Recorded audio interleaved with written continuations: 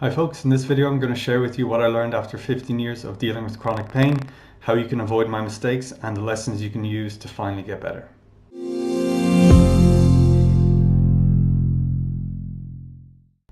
Hi folks, in this video I'm going to basically give you a bit of talk about my own experience of 15 years of being in pain, sort of document that, go through it, and give you some lessons along the way, my major epiphanies along those 15 years and still to this day, what I'm learning about pain, how to overcome pain, and sort of wrap up with the major lessons, the major take-home points, because hopefully I think what I see all the time is that people are in pain and they have this whole story, this whole life that's built around their pain, and they're sort of focused on the diagnosis. They're focused on, I slipped my disc, or I've got this herniation at L4, L5, or whatever it is, and that's divorced from their life.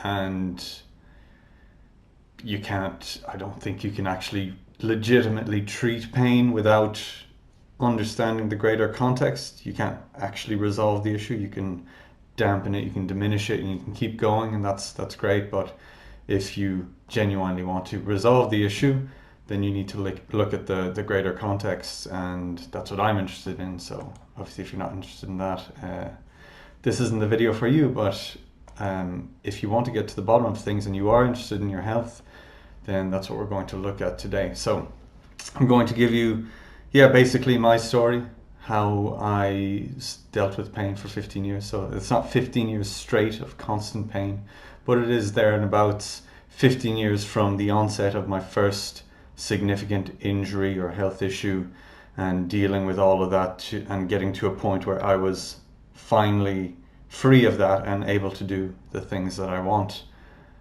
So I'll begin with when I was 9. I had Lyme's disease, which is basically it's a tick bite, and you get all sorts of symptoms. It can be very different. For me, it was mainly arthritic symptoms in my left ankle. I lived in Switzerland at the time, and it took months to figure out what it was. And there was lots of tests. So I spent a lot of time in hospital, in and out. They sent eventually, and the reason it was hard to diagnose is because it's not so rare now, but it was quite a rare condition at the time. And I didn't have the telltale signs of it initially. Usually you get a tick bite, and then you get what's called a bullseye rash, and I didn't have that. So it was very much in retrospect that they were able to say that it was Lyme's disease based on the tests they had done. So they sent my blood samples to a special clinic in Zurich, and eventually I had Lyme's disease. So basically over the course of about 3 years, I went through all sorts of treatments, biopsy, intravenous antibiotics, and by the end of it, I was, clear of it. I no longer had Lyme's disease, but I had a left leg that was half the size of my right leg because I was hopping on my right leg the whole time.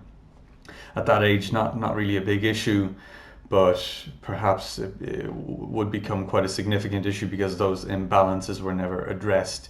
At that age, they don't really give you physio or physical therapy or occupational therapy to rehabilitate that. They just kind of say, well, you're young, you'll be fine. And that was it. And then I dealt with just kind of standard teenage issues like bad skin, that sort of stuff. Not so much pain at that point. I used to play ice hockey, and back then you played it in Switzerland, but then I'd moved to Ireland, and you don't really play it in Ireland. So we played roller hockey, but it was a couple of years before I started playing roller hockey, and once I started playing that, I injured my hips, and it was just really bad sciatic pain on both sides. And that was sort of a standard story of, suddenly I've got this really sharp pain. Okay, we'll go to the hospital. They'll do an x-ray. They won't find anything because there's nothing structurally wrong. They'll give you crappy stretches that don't do anything. You'll spend 20 minutes in total between getting an x-ray and seeing a consultant physio. And that didn't do anything, and I just kind of kept playing, but the pain wasn't getting any better. It would keep coming back. And sort of this is sort of an important point, and maybe it's something that you've experienced yourself, is that I got to a point that growing up I was very much into music. My two big things I was into were music. I love playing music, play guitar, and just hockey, ice hockey, the outdoors, hiking. Had grown up in Switzerland going hiking all the time. I love that sort of thing, and for whatever reason, I sort of had this idea that they were two distinct things that were ultimately separate. I don't really know why. That's a discussion for another day in terms of beliefs and all that sort of stuff. But I basically came to a point where I decided that I had to choose one or the other, because I was never going to be able to play hockey again. And I just sort of decided this myself. I hadn't been told this by a physio or a doctor or anything. But the pain wasn't getting better, and I had done the thing that you do when you're in pain. I'd seen the top authority on that, which is a doctor and then a physio. And as far as I knew, I was 15 or 16 at the time. Like, why would I question that? And my mother, why would she question that? You know, we did the right thing. And so I sort of decided, well, not in so many words, but I decided that if there's nothing that can be done, because clearly there isn't, because they don't have a solution, then I can no longer do sports. So that was kind of a significant time around 15, 16, where I just sort of cut off the active part of me and focused entirely on my music, writing music, and that was great and all that. But I always wanted to go back playing sports, but anytime I did, the pain would resurface at its worst around that time in school. I remember I would bring a little pillow to class, and I would sit on my pillow because we would sit on those hard plastic chairs, and without that it was quite sore. But at that age you don't really make much of it. You don't really get too bogged down in it. And it was never that bad, but it was just sort of constant, and there was always something. And I think that the big picture of it is really that I've had one significant thing and it's all kind of spiraled, and it was never really looked at properly, which is what brings me to this point, but I'll get to that in a bit. So 16, I'm dealing with sciatic pain. Eventually I went to college and I got into rugby there, and the physio for the rugby team did an assessment for me, because I started training and wasn't really able to, would always get injured, and did an assessment with him, and he was like, this is kind of bad looking back, but he was just saying that I was a mess, which didn't really help. And I'm sure he has a lot to learn in terms of bedside manner, but he was actually very good in a lot of respects looking back. But he was very blunt about where I was lacking, what the issue was. The problem was it wasn't really explained to me, or maybe I shouldn't blame him, but there was something there that he didn't explain it well enough, and I wasn't able to receive the information well enough. And he left me with like 20 exercises. They weren't like explained to me. It was a list written out of do this and move your leg that way and then hold it that way, and it made no sense to me, and I just stopped doing that, and I just sort of stopped doing rugby. But this is sort of the time when I sort of got into investigating my own health, because I'm now in college, I'm living on my own, I have to look after myself. And so you just start Googling things, you just start looking into things. I came into contact with an osteopath. My godmother put me in touch with an osteopath in France when I was visiting her, and he was excellent. He gave me a lot of advice, treated me, but I was only ever there for like a week at a time, so I couldn't do that much. But I learned a lot about understanding the body as a whole and how it was all really connected. So I was beginning to get this idea that, you know, there was more to it than my hip pain at the time. And the thing with the pain is that it was always sort of jumping around. I dealt with, over those 15 years, I dealt with pain in both of my feet, both of my hips, my left knee, both of my shoulders, my left wrist and thumb. My neck was really bad as well. So I dealt with all sorts of things. Anyway, this sort of set off investigation on my own. First year of college, I got back into sports, but then I had to stop because I I couldn't understand what the physio was telling me, and I wasn't getting better, and I just sort of gave up. And I tried lots of different therapies. I went to physios, I went to acupuncturists, I went to osteopaths, and they were all different, and they all had a different answer. And this all sort of culminates with one day in third year of college, or no, I did a couple of degrees, so it was somewhere, I was in college for like 7 years. Somewhere towards the middle of that, spontaneously, my knee, I was at dinner with friends, we'd host, call it fajita night, every Wednesday at the time. And we'd eat, actually burritos, but we called it fajita night. And my knee just sort of was swollen out of nowhere, and it doubled in size. And that was weird, wasn't pleasant, it was sore, but I went to bed, and then I woke up because I was in so much pain and I couldn't move my knee, and I went to the emergency room, and that was sort of standard emergency room experience of 5 hours waiting for nothing to happen. I was delirious with the pain. I was in a wheelchair because I couldn't walk, and I was actually almost fainting with the pain, and people were actually in the waiting room were sort of like, are you okay? So it was really bad, and eventually I get an x-ray, and the doctor just drained fluid from my knees, yellow fluid, about a Coke can's worth, so about 300 mils of yellow fluid from my knee. And I was like, so, what's wrong with my knee? And I don't remember exactly, but what he said was that I had arthritis. But what I do remember was that the way it was explained to me was almost, he had an air of like, I don't really know, but yeah, it seems to be arthritis. And that was it. And at that point, I see this as kind of a significant point as well, I could have gone either way. Because I started to look into things a bit, I didn't accept that diagnosis, and I didn't accept that sort of, it's just arthritis, because, you spontaneously get arthritis when you're 22 or 23 or whatever age I was. And I didn't accept that. Had I accepted that, that would have been, here's some medication. This is a lifelong illness. Arthritis, you can't do anything about it. That's a topic for another day, but you can't do anything about arthritis. And so that really, really kicked things into gear for me in terms of looking into my health. Started Googling a lot, nutrition. For whatever reason, I seem to think, well, there must be something nutritional there, partially because my diet was crap in college, and it happened sort of surrounding quite an indulgent meal. So I started looking into things. Eventually I found a naturopath who treats things through through nutrition and supplements, that sort of thing. Went to see him. At the time I thought he was great, and I think he was good. I just think he had crappy information. I think he was wrong. He was good in the sense that he looked at the bigger picture, but the information he was working from was inaccurate. So his heart was in the right place, we'll say, and he meant really well, and he was good at what he did, but what he did ultimately wasn't actually that good.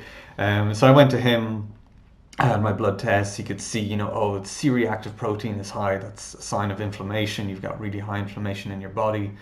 He drew me some charts of insulin spikes and all this kind of stuff. It was all very compelling, and it made sense. And basically he put me on this very low carbohydrate diet, gave me a list of supplements to try, including fish oil, a lot of antioxidants, all these things. And that's sort of when I went all into the whole healthy thing. I was very much into health, and I am now, but it looks different. And so I bought the fish oils, I bought the supplements. I was doing a very low carbohydrate diet, so I was eating high fat, a lot of nuts, a lot of seeds, meat, a lot of vegetables, a lot of fibrous vegetables, very little fruit, no starches, because they'll kill you, that sort of thing. And my pain got better. Swelling went down. My joint pain definitely got better at that time. And that was this sort of like, it seemed really good, and it appeared to be good for a while. Around this time I was doing a lot. I got a job in a health food shop. I was in college. I was cycling like 7 kilometers per day. No, 7 kilometers each way. So like 14 kilometers per day, 6 to 7 days a week. I was in college 4 days a week and then working like 3.5 days. So yeah, we're looking at 6 to 7 days flat out. But I was really healthy. I was drinking loads of water. I was drinking green tea. I didn't drink coffee because back then coffee wasn't as healthy as it appears to be now. You know, we weren't onto the whole coffee thing yet. Coffee still had a bit of like, is it good? Is it bad? I didn't drink coffee. I still don't because it tastes crap. And I didn't drink because I just don't drink. And basically, I was so healthy. I was tremendously healthy. I did all the right things and I cycled everywhere. And people always commented on how healthy I was. But I still dealt with a lot of pain at that point. That sort of developed again, dealing with back pain, dealing with the hip issues. As well, at this time, I hadn't really gotten back into sports. My overall health was better, quality of life was better, but I wasn't back into sports yet. And so I'm dealing with intermittent things, back pain kind of comes up. The worst at that time was my foot. Well, it wasn't, I don't think it was plantar fasciitis, but it would have been self-diagnosed as plantar fasciitis. It felt like what people call plantar fasciitis, but basically very sharp pain in my heel. Couldn't put weight on my foot. You know, first thing in the morning, those first few steps were like being stabbed in the foot. You know, really, really sore. If you've ever experienced that sort of thing, it's awful. And so I was dealing with all that. I was in college and I'm investigating, but I'm doing all the right things. I say that in inverted commas because I was following the gurus. I was following, Dave Asprey, the bulletproof, whatever. I was doing the paleo thing and like, I was doing what you're supposed to do. Like I had no reason to do anything different. But it wasn't working. And this all sort of came to a head when I was in college. So basically, out of nowhere, I was doing a degree in psychology. I sort of decided at some point I'm going to become a physical therapist because I need to figure this out. And throughout all this time, I'm trying physio, I'm trying acupuncture, I'm trying osteopath, I'm just trying anything. And I make some progress, I get worse in other ways, but I'm never really making meaningful progress. You get relief from the treatment, but you walk out the door the next day and you're back to square one. So it's very much in that management phase of being in pain and not actually making progress and not having any ownership of my pain. So basically I'm studying psychology. I'm working, 3.5 days part-time in a shop, in a health food shop, and I'm learning all about health foods and supplements and become very knowledgeable on that. And I'll do a separate podcast on my experience of working in a health food shop, and the short version of that is don't buy anything from a health food shop. But I'm doing all that and I'm cycling every day, and then I suddenly decide, look, I'm going to study physical therapy. And it all sort of materialized out of nowhere. It was kind of it was fate or something, you want to put it that way. I found a course that I could do because it was part-time some evenings of the week, and I had some inheritance money and I just signed up and that was it. So I signed up like a month before and I hadn't thought about it, and that was it. And so I was in college Monday to Thursday, working Thursday night and then Friday to Sunday, and then I was in college Monday nights. And that was me for a couple of years. I did my final year of psychology, doing physical therapy as well, and I just absolutely ran myself into the ground. But again, doing all the right things and being really healthy, being really active, drinking lots of water, drinking green shakes. I'd put anything into a blender and I'd drink it. It was awful, and it tasted awful, and I knew it tasted awful, but I did it because I'm committed to my health. You'd hate to put off something healthy because it tastes like crap, but I did all that, and my college performance suffered in psychology. Basically, don't tell my mother, but I wasn't showing up to college. I even got a phone call one day from one of the lecturers, because I'd always been a good student. I always showed up, always did well, and then suddenly I'm not showing up And the lecturer called me saying, hey, you okay? How are things? Why aren't you in college? And I was just like, yeah, I'm fine. Because I was fine. I thought I was fine. But I just wasn't going because partially they didn't take attendance and everything was online, the lecture notes, so I could get away with it. But I ran myself into the ground, and the next epiphany, the next turning point was that I just, again, always Googling, always finding new things. And I don't know how I found this one, to be honest, but I found a type of therapy. It was called core therapy. I'd never heard of it. It sounded fancy, it sounded cool. It was partially inspired by Chinese medicine. It had traditional physio elements, which spoke my language and all this. And I booked into a session with the therapist there. Excellent therapist, actually, to this day. He's one of the people I recommend. Refer people to, and he explained things. And oh yeah, I forgot to say, at this time I was doing intermittent fasting because that's really healthy. That's the thing you do. You basically don't eat for half the day. So I would eat my last meal around 7-8 p.m. and then I wouldn't eat till lunchtime. Because I needed to lose weight apparently, or I needed to be healthier for whatever reason. And so I went to him and he started asking me about my diet and this, that, and the other. And he kind of explained to me, and this is a hugely important concept that I use to this day. He said, not in these words, but basically in my own words, you have a health tank, you have a bank account which has €1,000 in it, and your cost of living is €1,500. So you're constantly running at a deficit because you don't have the energy, because you don't have the cash in the bank account to fund your life. So my life is working 7 days a week, cycling 14 kilometers a day. On those, obviously, I stopped going to college, so that wasn't happening, but it wasn't happening because I was just running myself into the ground. But point being, I was doing too much, and so that's my cost of living, and I don't have enough to fund that lifestyle, that crazy lifestyle. And then he explained that basically when this happens, stress hormones are released, all this happens, and you get pain and you get all these sorts of issues. And he started doing all these tests and showing how what was going on in my organs was related to how my muscles were contracting.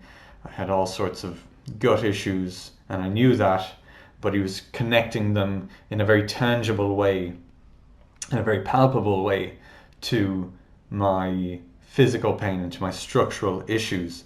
And that was a major turning point for me.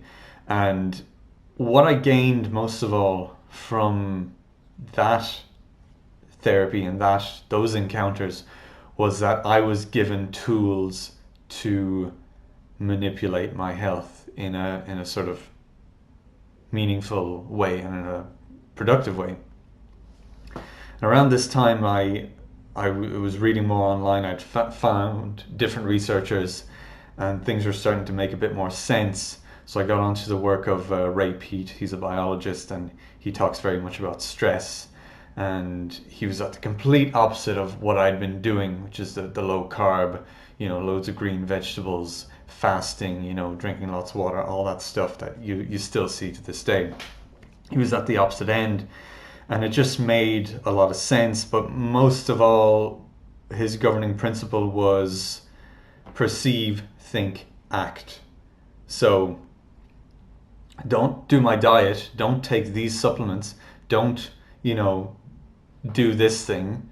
Simply measure your body, do something, and see what happens. So it's basically an experiment, a self-experiment.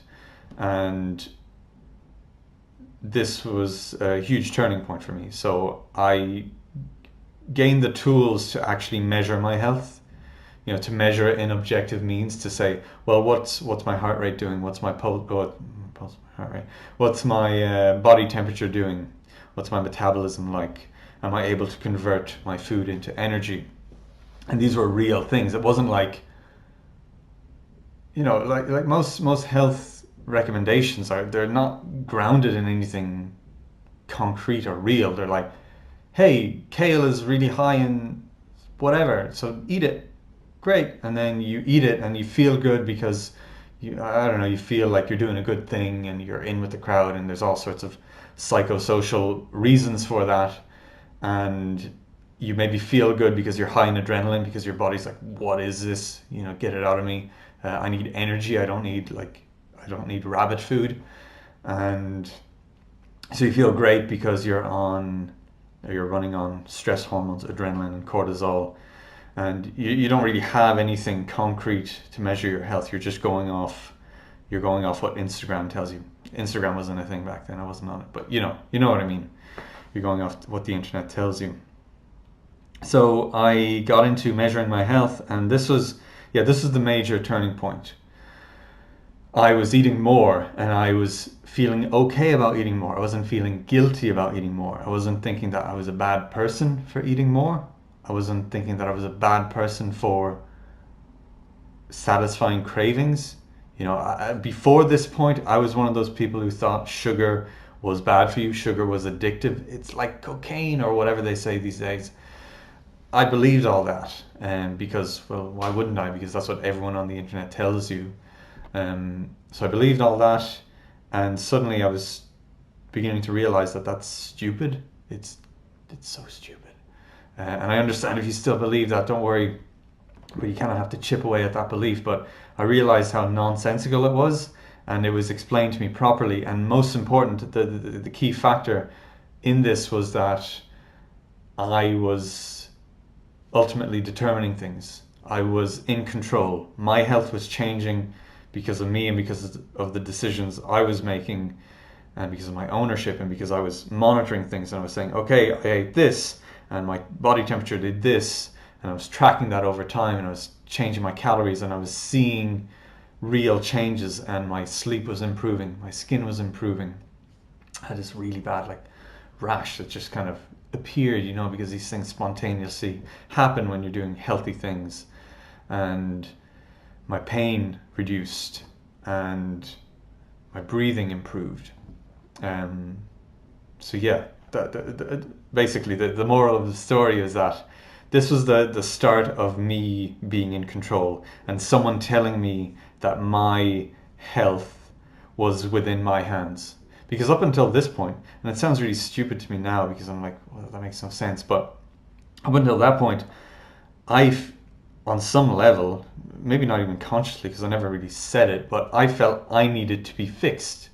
I needed to go to my osteopath, who needed to put my pelvis, because my pelvis is, to this day, my pelvis is slightly rotated to the left, so the right is a bit forward. Well, I know now that doesn't matter, but my pelvis was like that back then, and it still is like that now.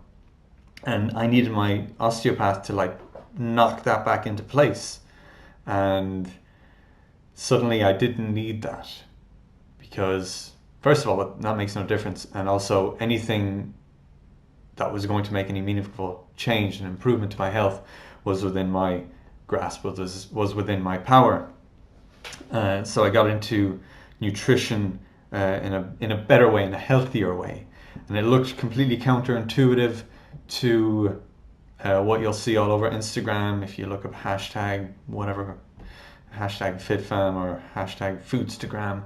It wasn't seeds, it wasn't green things, it was food that I could digest, that my body could use and produce energy and produce the right hormones from, so that I could sleep, and then I was sleeping properly, so all of that stuff was happening properly, and I was getting the right hormonal changes and the right recovery, and my health was just improving overall. I did have one persistent issue though at that point that really persisted, and that was my sharp pain in my foot. I would get relief, but not lasting relief. It wouldn't be resolved. And so this is all happening over months, and it's all a bit convoluted. The timeline doesn't really matter. The point is that it's a big mess, and I made it out of that mess, and so can you. But I eventually studied core therapy, which I experienced through this therapist. I learned a lot from that, discarded a lot from that, and that's a lesson that I'll touch on at the end. And then I studied anatomy in motion. It was sort of buzzing around forums or fora that I'd follow. All the therapists that I wanted to be more like, that I wanted to emulate, they were talking about anatomy in motion. So I signed up, and it was all about foot mechanics, and I was dealing with persistent foot issues on both of my feet. So I was like, this is definitely for me. And basically a couple of years of really sharp pain in my right foot was resolved after 4 days of movement exploration. So anatomy in motion, we learned the biomechanics, and then we experienced the biomechanics. We experienced how the movement of the foot ripples up the body. And basically the way it's taught is you're in a room with like 30 people, and it's like almost like a group exercise session. I shouldn't even say that, to be honest, because it doesn't do it justice and it makes it sound crap. So I take that back. But basically you're in a room with 30 people or so. Gary and Chris, they teach the course excellently, and they're guiding you through the movements. It's all very mindfulness based. It's, you know, you move something subtly, what's changing, what happens up the body, you know, what you feel, and you're just exploring. You're just reconnecting with your bones, you're reconnecting with your body and how it moves. And 4 days of that, and suddenly I no longer have that sharp pain in my foot, in the heel, my right heel. And just to be very clear about this, I tried a lot of stuff for this. I even, because I'd sleep, and when I'd wake up in the morning, my foot would be, you know, sort of pushing down, like you're revving a car. It would be plantar flexed, and I couldn't pull my foot up. You know, when you need to walk, you need to have your a right angle at your ankle, and I couldn't do that because as soon as I'd lengthen those muscles, I'd have that sharp pain. So I'd fashioned like a sock, a few socks that would basically pull my foot into this, you know, right angle position while I slept, which would diminish the pain a bit first thing in the morning because I'd have a slightly better starting point.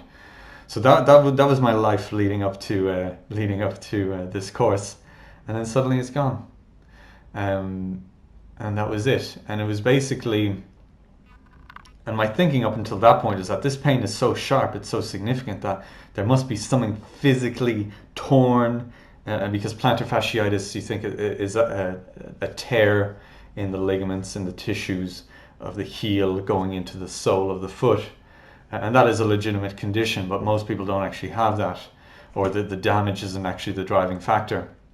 So I had that suddenly disappeared, and it made no sense. And basically, I suppose I'll talk about why that happened. And I want to be careful about saying, like, I'm raving about anatomy in motion because it's excellent, but I don't want you thinking like, okay, well then anatomy in motion is a solution to my pain. It could well be, because it is an excellent therapy, but it's an excellent thought process. It's a thought process. But what it was is that I had lived up until this point, roughly 14 years, slowly disconnecting from my body, slowly losing my connection to myself. And that sounds really weird and hippie, and it's not. I'm going to stand by that. I'd lost awareness of my body. I'd lost control. I'd lost ownership of my joints and of how my body moves. And in those 4 days of anatomy in motion, I'd regained a fraction of that. And it was enough of a fraction that my brain now had all this new information. Because up until that point, my brain is thinking, oh, there's something wrong with that foot. Every time I move it, it gets sore, so don't move that foot. And that foot is like compensation from, 10, 12 years of other stuff happening. So basically over this time, my brain has all these beliefs. Oh, your pelvis is twisted, your knee has arthritis, your whatever else, all sorts of things. You're at a flat foot. My left foot was flat, which doesn't matter, but which doesn't matter now, but it mattered at the time, in terms of what my unconscious mind thought. So I have all these beliefs about my body and how fragile it is, and my experience was that anytime I do sports, I hurt myself. Anytime I do active things, I hurt myself. So this is the template that my brain is running off. and I spent 4 days reconnecting to my body in a safe environment. And now I've got new information because I've moved that foot again in a safe way, and I've convinced my brain that, oh, actually, it is safe. It's okay. There aren't tears here. There is no damage here. You're not broken. You can relax. And so suddenly I have much clearer information. My brain it's like a weight off your shoulders. And it's, yeah, I don't know. I don't know if I'm explaining this properly. But yeah, you're basically, it's like, yeah, hopefully that makes sense. Let me know if that doesn't make sense. I'll explain it better in another video or in the comments. So suddenly I have a better representation of my body. I have more control. I have more awareness, and with more awareness, I can sort of let go. This is an analogy. It's like, in Home Alone, he goes into the basement, and it's like the dryer or whatever, the hot press, whatever it is, and it goes and it lights up and it's loud and it looks like a monster, and he gets terrified. So that's what my brain feels when it moves my foot, because it has all these associations, and when it moves many parts of my body, because it has all these associations.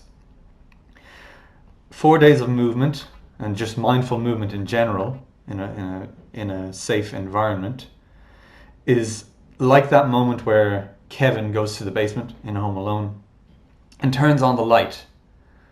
So the washing machine or whatever it is, it starts acting up, it starts lighting up, and it's scary, and he turns on the light and he sees it. That's just a washing machine. That's not a monster. It's not going to hurt me. And it's like, that's fine. It dispels that myth or whatever. It dispels that idea. And that was it. That was what I experienced in a nutshell, in a weird nutshell. That's what I experienced through 4 days of anatomy in motion. And so I got like 85% better, because I had other issues as well. That was my main issue with my right foot. And the next module is 3 modules at the time. They do it differently now, but at the time it was 3 modules. The next module was like 2 or 3 months later, and I did that, and that was it. Both my feet were better. They were great. And so much more of my body improved, back pain, shoulder issues, everything. And I was like, just like that. And around this time, a big thing that came to prominence online was this idea of pain science. And I was doing a physio mentorship, and we talked a lot about pain science. And this is when I formally was taught, I wasn't even taught this in college, which is crazy. But that's beginning to change. But this was the case back then, that ultimately the pain is created by the brain.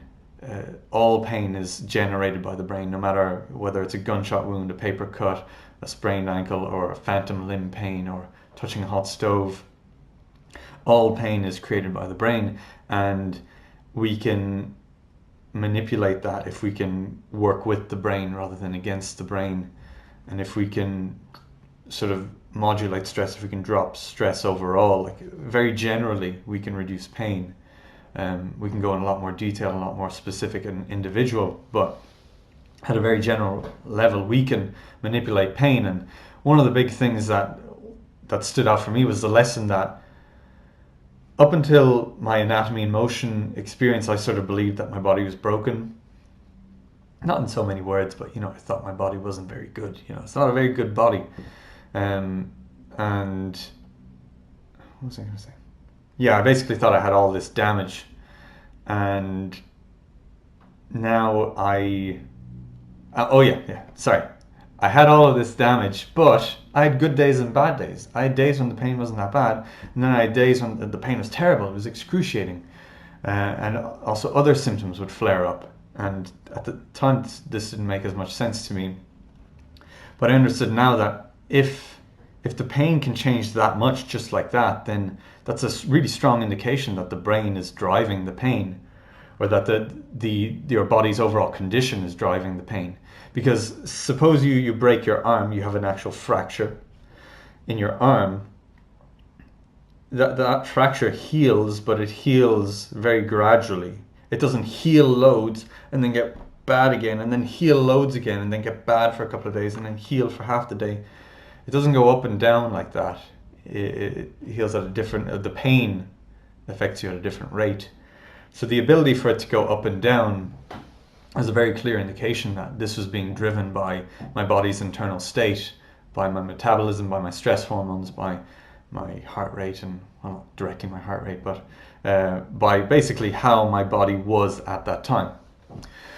So one of the major lessons, long story short, the major lesson from this time is that to deal with pain, we need to address the brain, and we need to address how the brain perceives its own body. We need to have a more accurate representation of what our body is. So like I said before, Anatomy in Motion, the filter that I'm running through, the template that I'm running through is, I have a crappy body, I've got a twisted pelvis, I've got a flat foot, I've got a plantar fasciitis, I've got arthritis in my knee, all that. And now the template I'm working from is that, first of all, even if I had all those things, even if I had physical damage to some of these areas, that can and will heal, and likely has healed by this point. But also, even if it hasn't healed, that doesn't mean I have to feel pain, because the pain has more to do with how my brain interprets it than the actual damage. And I've got other videos on that. I don't want to go too much into the pain science, but that was the major lesson major lesson from that. And the next sort of thing I learned, and this is one thing that I hold to this day and that I find really valuable, was the power of breathing. So what I learned is that we need to interact with the nervous system. So I say nervous system, I mean the brain and nervous system. So the brain and all the nerves that come out from it and reach out to your fingertips and toes and help you feel and perceive the world and help control your body. So we need to interact with the nervous system. And we have our fight or flight mode, our survival mode, and then we have our rest and digest mode, sort of opposites. And we can modulate that, we can fade in. I talk about fading in. So you don't switch off, you don't switch on things. You just kind of tip the scales a bit more one way. You can think of a dimmer switch. I fade in my rest and digest state, and suddenly, and this is the big lesson, the body is self-healing and self-organizing. So I'd started to get this idea from studying core therapy and getting a lot of benefits from eating more, basically eating more, because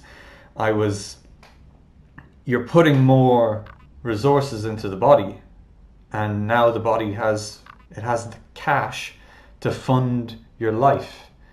So that was one side of it. But then the other side of it was that I needed to be in a rest and digest state. I needed to be in a calm state, because I needed to be able to digest the food. I needed to be able to make use of it. So it wasn't enough to just have the energy there. I needed to be able to make the most of it. And I learned a lot about that through breathing and studying various forms of breathing. And this is why I go on about it all the time. Just learn how to breathe.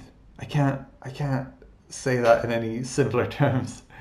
Gain control of your lungs, of controlling your lungs. A lot of people I treat, they come in and you'll say, usually start by just relax, just lie down, just let go of any tension, and they're still breathing very fast, and they're relaxed as far as they think, or as far as they're concerned, but their body is not relaxed. It is somewhat agitated at a very low level, but it's sort of on edge. It's very shallow breathing, very fast breathing. And what I would recommend to you is, and this is what I learned and what I think is so useful, is learn to master your breathing. Learn to be able to regulate the rate of it so that you can inhale very slowly and gradually over like 5 seconds, over like 10 seconds, and a natural pause, and then just let that empty. So you're basically in control of your breathing. So that was one of the major epiphanies. So the major epiphanies were eating enough for me, and how the entire functioning of my body was related to my pain, my organs. How is my small intestine doing? How's my stomach doing? How's my liver doing? How does that relate to my body? And you don't even have to worry about that, but basically understand that it's relevant. And the next thing was learning that the brain controls everything, and pain is governed by the brain. And if the brain has more accurate information from its environment, it can not be so on edge. It can forget old beliefs. Perhaps you have the belief that you've slipped a disc, or that you've herniated a disc, and maybe that happened years ago. And I'll tell you now, if that happened years ago, it is likely healed. And even if it hasn't healed, it doesn't mean that you need to experience pain, because we can't with any confidence say that pain is related to the tissue damage of your spine. And there's tons of research for this. It's very clear. So that was the next major lesson, is that it's more so about the brain than it is about the physical structure. The next thing was breathing is my control switch. It's my dimmer switch for my brain's response. And I think that's largely it. I have some notes. I'm going to check my notes. Okay, this is an extra lesson that I learned along the way, that I think is important to mention. It's the idea that I mentioned earlier, that anatomy in motion, which is a methodology, helped me a lot, and then core therapy helped me a lot. And I want to really stress the point that I don't think it was really those therapies. It was the experience that I was afforded through a therapist that delivered that therapy. So I wouldn't necessarily recommend core therapy to someone, but I would recommend the interaction that I had with Paul O'Regan, the core therapist, and he's an acupuncturist as well, because it wasn't just that he delivered a certain type of treatment or adjustment or fix to me. It's that we had a certain interaction. It's that we got along, we had a good rapport. And to this day, I consider him one of my mentors. And this is many years later. That's really what did it, because I've tried all the therapies. I've done it all. And I can say with confidence that it's not the therapy. Some therapies are better than others, absolutely. And I have ones that I recommend, and I have ones that I think are better for specific reasons. But really, it was hugely about understanding those core principles, that I am in control, that I need to control my internal state to facilitate healing. And as long as I don't do that, nothing is going to change. No amount of adjustments, no amount of massage, no amount of whatever dry needling is going to change that, until I take ownership of my internal state, which I am 100% in control of. Nothing's going to change. The therapy is about the rapport you can build and the window of healing it can offer you. So largely why therapies work is because you get an hour off to just relax and to be pampered or whatever, or to feel like you are being fixed. Like if you go into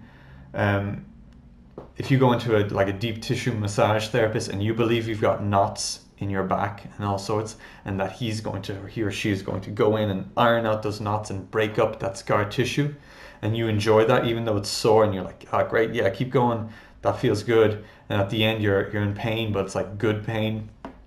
If you believe that, then you're going to get a certain amount of benefit from that. I will not get the same amount of benefit from that, because I can think of nothing worse than someone digging their elbow into my hamstring because they're trying to break up adhesions and knots, because I know that that's crap and that's not actually happening. Spoiler alert, that's not what's happening. And I know that, so I would not respond the same way to that kind of treatment as someone who's bought into that idea. So the rapport you have, the beliefs you have surrounding the treatment are really important. So don't focus on the latest modality. And I learned that from studying these modalities, not just receiving them. I wanted to be the best physical therapist ever. And so I looked up therapies and I was like, okay, this one, core therapy, I'm going to do that because that helped me. And I studied it and it was effective. But then when I went into the real world and started trying to use it with people who didn't know what I was doing, it didn't work as well. And I had to just grasp at that. And every therapist should grasp at that. Some of them don't. But you just kind of have to realize, well, okay, what I think I'm doing isn't happening. So keep searching and keep looking. So I've often been looking for the next best therapy, and I've studied some excellent therapies. And what I've learned from all that is that it's not that much about the therapy. There are definitely therapies that are good, absolutely, and some are clearly better than others. You know, if you have a group of them, I can definitely say that one's the best of those, or that one's the most complete. But it's very much about personal ownership and creating the environment within yourself to facilitate healing, because your body knows how to heal. If you get a paper cut, that heals on its own. You don't need to focus on it. You don't need to say heal. You don't need to do that.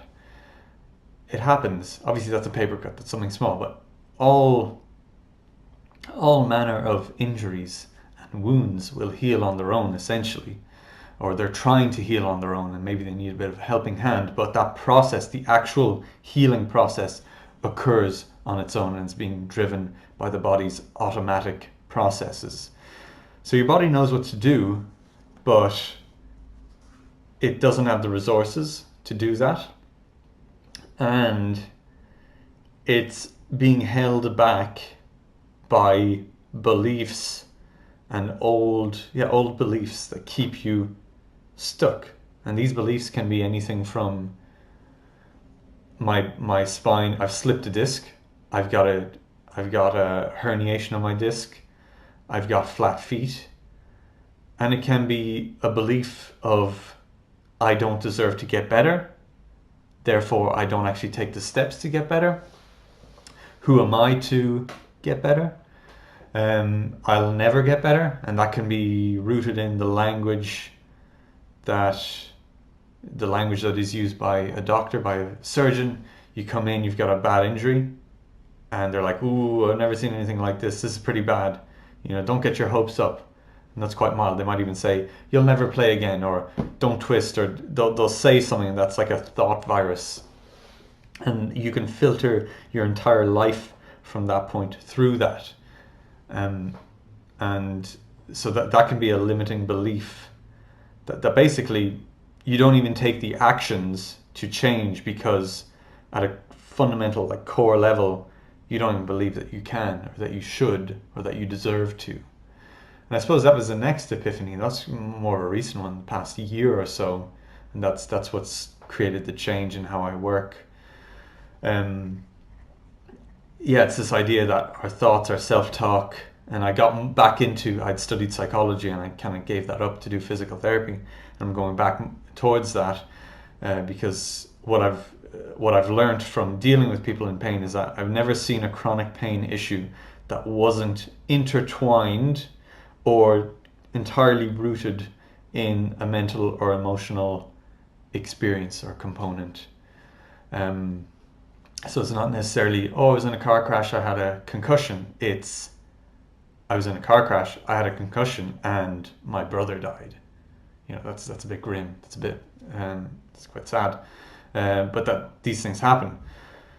So it's not the physical damage, or it's not that I was in a car crash and a bit of glass, got embedded in my, in my cheek or whatever. It's the fear of death and the reliving of that experience and the panic surrounding, the accident, being taken out of the car by the fireman, by the ambulance, being driven to the hospital, thinking you might not live, thinking maybe the other people in the car might not live. That's the issue. And that, it's not that you have a laceration to your cheek, or that you broke your collarbone during that injury, and those things matter, but it's rooted in an emotional component of that, how you processed it, how you perceive it, or how it has affected your life since. So an example I use a lot is, you're the star football player, captain of the team, playoffs are coming up, you're gonna win the whole thing, and then you're gonna be drafted to play for the best team in the world. All that's going on. Your entire life is built around that. That's your identity. You're part of the club. You're the go-to guy. And then you have this really bad injury, and you rupture your ACL, and that's one thing. But really, what's happened is that you've been suddenly taken out of that world, and now you're an outsider in that world. And a few things can happen at this stage, but you can never really get back into that, and you can always be the person who distanced themselves from that. And that's sort of what I did with sports. I kind of said, I'm not going to do sports. That's not me anymore. And I didn't want to do that, but it just seemed like a practical thing to do, and just decide, now you're not going to be able to do sports, because anytime you do sports, it hurts, and you get worse, and you get off track for weeks or months. So just focus on what you can do, even though this means so much to you. And that's just what sports or what outdoors or being active meant to me. Then there's all the other benefits of simply moving. Like, this is around the time that I gained a lot of weight. I started having a lot of other health issues that would have been partially mitigated by the fact that I was active and I was doing things I enjoyed. So, long story short, your pain is generally, particularly when it's lasted a long time, it's rooted or deeply intertwined with emotions, with ideas, with memories, with the sight of your mother crying when she heard that you'll never walk again, or the sight of whatever. It can be an image, it can be a sound, it can be, I've heard things like, when your mother told you your parents were getting divorced. It's that, like, it's those words, the words, or how she looked, or the doctor saying, "Ooh, this doesn't look good," or the look of concern on his face, or your friends looking at you a certain way. It's all these sorts of things, and that's what it's about. And that creates stress in the body, and it also prevents you from doing things, because you want to avoid that at all costs. You don't want to experience that again. So you just distance yourself, and you build a wall around that, and you live your life around that. And so when you go to a physio, and they're like, okay, you're going to have to do this exercise and these stretches, or even if they're good at their job and they say, so you need to change your diet, you need to do this, you need to get better sleep, you might not do that. You might self-sabotage because you don't want to relive, or you don't want to go back into that world and risk being hurt again. So let's see how we're doing on time. Coming up to an hour, so I think I'm going to wrap up there. That's a lot of stuff to digest. So essentially, that's my experience of pain. That's there and about 15 years of being in pain, dealing with pain, and then since overlapping with that, and since then studying pain, studying different methodologies, trying all the different things, and not being always, basically one thing I'd say is good about me is that I've never had an allegiance to one thing. I know some people, they go into courses and they just buy in, and that's it, and then they become blind to the shortcomings of that methodology, or they want to justify the amount of money they paid to to learn what they learned. And I suppose that's a good thing for me, is that I've studied a lot of stuff and I've spent a lot of money, and there's more stuff that I've given up and that I just don't bother with than I've actually kept. So through all of this, through all of these years, I've learned, and this is just my experience, but I think there's a lot to be learned from it, and it should be the experience of a lot of people, and that's why I'm sharing it. But the major lessons from this and the major takeaway points for you, I would say, are: you're not going to get better until you're not going to truly get better. So by that I mean stop the issue once and for all and live a better life rather than managing it better. I don't have back pain anymore, but every now and then it shows up. So you're not going to get fully better, like put that issue to rest, until you are 100% responsible and in control of your health and the world. So ownership is that first thing. You need to take ownership. That doesn't mean you can't get treatment. That doesn't mean you can't get help. People can guide you in that, and that's what I got. And I still get treatments every now and then, but I understand it in that larger framework. I'm taking control, I'm facilitating change, and these are merely things that help me with that. They assist me in that. So that's the main thing. It all comes down to stress. We can't outsmart that. We can't. It's just a biological law. If you've got €1,000 in the bank, but your life costs you €1,500, you're going to always run on a deficit, and your body's just going to find a way to make that work, because it needs to survive and it needs to keep going. But that's going to come at the detriment of your health, and that includes pain, that includes health issues. So that's just it. You just gotta accept that. And it's not about the therapist. I kind of touched on that there. It's about the right relationship, how it fits into your life, how you for example, I went to see a craniosacral therapist there on Friday. It was excellent, but I'm not going to tell you that craniosacral therapy, it wasn't even craniosacral therapy, it was body intelligence something or other. No disrespect, but it's a form of craniosacral therapy. I did that. It was excellent. It was really good. I had a really good rapport with the therapist.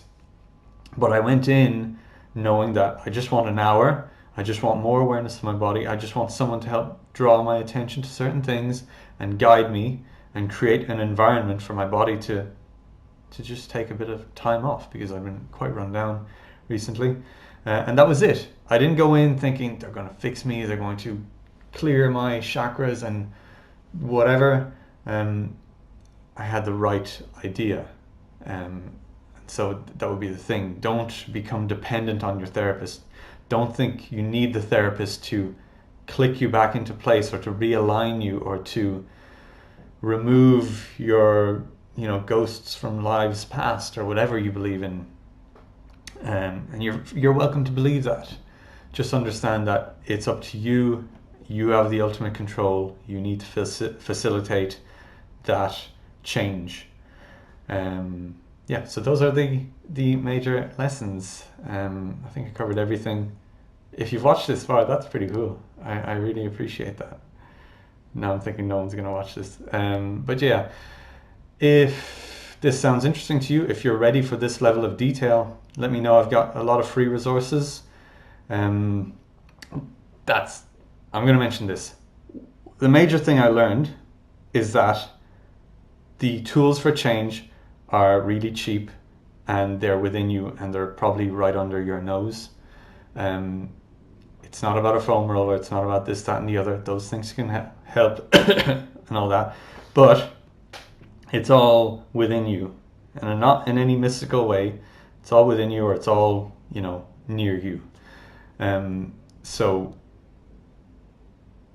I've lost my train of thought again. But anyway, yes, I've got free resources, and it's kind of spelled out for you there. And so have a look at them. I'll link them in the bottom. It's my free Ultimate Guide to Pain. There's tons of information there. It's free, so people don't tend to value it, and that's another thing I'm trying to figure out. It's complicated. If you don't pay, you don't pay attention. But stuff's there. I'm working on some courses, because again, I think if we just educate people, if we just change the way you think about things, suddenly you're seeing the world in a different way, and you've got a completely different experience, and you're no longer in pain, and you've got control. So I'm working on a course for that, and that's going to be out soon. And maybe if you're watching this in a few months, the course is out now. So check it out. Go to my website, check it out. But yeah, get in touch. Ask me questions. If you have requests, mention them to me, because I love talking about this stuff, and I love helping people out. So yeah, because the answer is usually very simple. It just takes a bit of time and work to create the change, but it's usually very simple. So if you've watched this far, thank you so much. I really appreciate it. Check out my resources, follow me on Instagram, on all those things, share this, and I will see you in the next video. See you.